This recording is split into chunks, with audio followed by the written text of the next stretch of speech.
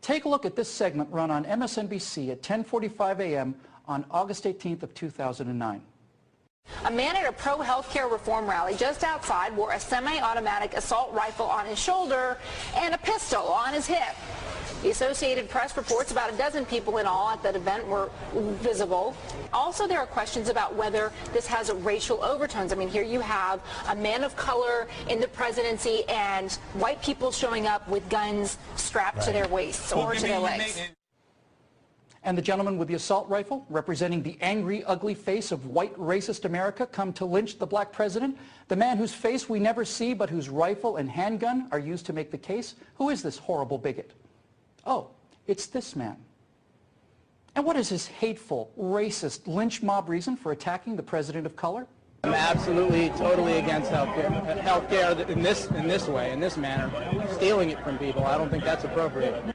So why was he edited out? Why, in fact, did MSNBC producers choose to cut away from his face and hands but keep his rifle and handgun to gin up stories of armed white mobs at town hall meetings ready to lynch a black president because of racial hatred?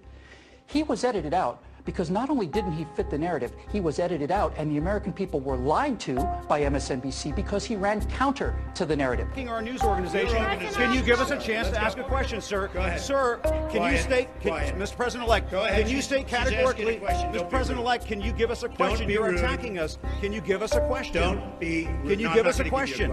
I'm not going to give you a question. Can you state categorically? You are fake news. Sir, go ahead. Can you... News media in America was born in a time where free press fought to be able to tell the truth and reiterate facts to inform an increasingly autonomous people. Conceived in the First Amendment, news media championed that right and responsibility for centuries. In recent decades, the media has become more and more hungry for followers as competition in news media rises and news becomes more and more available. Women are one of the most abused groups of individuals in the media. It's not just women. News media believes that they can portray anyone in whatever way they want, without facts, consent, or reason. The lack of women in media, both in the news and telling it, has deterred many young women from pursuing careers in it. Kamala Sarup, a columnist at NolanChart.com and a woman in the workplace advocate, points out how the lack of diversity has a subconscious effect on society, saying that the lack of female role models in journalism prevent young girls from pursuing careers in journalism. There are echoes of this version of discrimination representing all different forms of humanity in the media. Many believe that different kinds of people don't pursue careers in news media just because they don't want to. But for example, the lack of women in the media creates not only a misrepresentation of society, but it also perpetuates an inaccurate fact that women can't pursue careers in journalism, which Sarup says discourages girls from getting involved in the press and pursuing careers in journalism.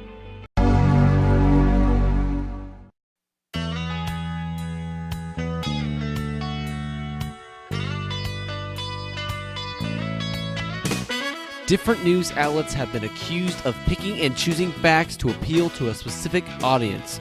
For example, Fox News has been accused on multiple occasions of being a biased, conservative media network. And if you look, it's not hard to find their use of triggers and selective reporting. In one instance, Fox commentator Sean Hannity displayed footage on his show of then-President Barack Obama talking about the passage of the DREAM Act. The selected footage showed Barack Obama saying that the act could not be passed by executive order and then cutting the segment off. The selection was chosen to make Barack Obama look hypocritical on his illegal immigration policies, when in fact, just a few moments later, Barack Obama stated that the president does not have the executive authority to authorize such a measure. This method of reporting not only gave viewers false information, but gave millions of viewers a flawed outlook on their president. Because of this appeal to a specific audience, Americans' views were negatively impacted, which flustered into further impacts in their lives, including altercations over immigration policy with inaccurate facts.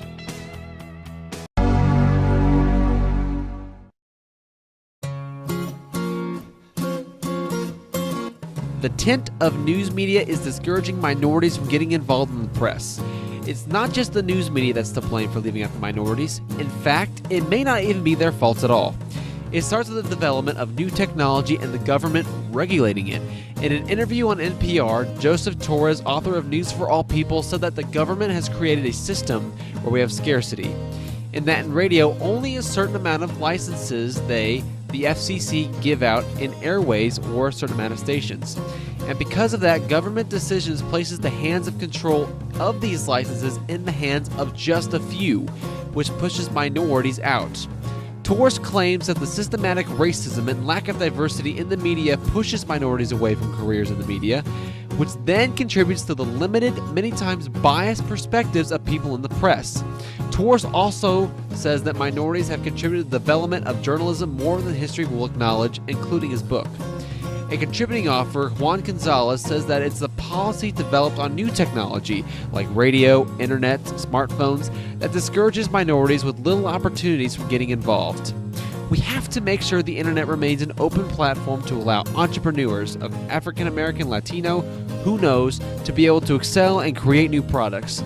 But if you have a closed internet, the gatekeepers will push away the small entrepreneurs, and that society will lose all it has been trying to dismantle in the traditional media.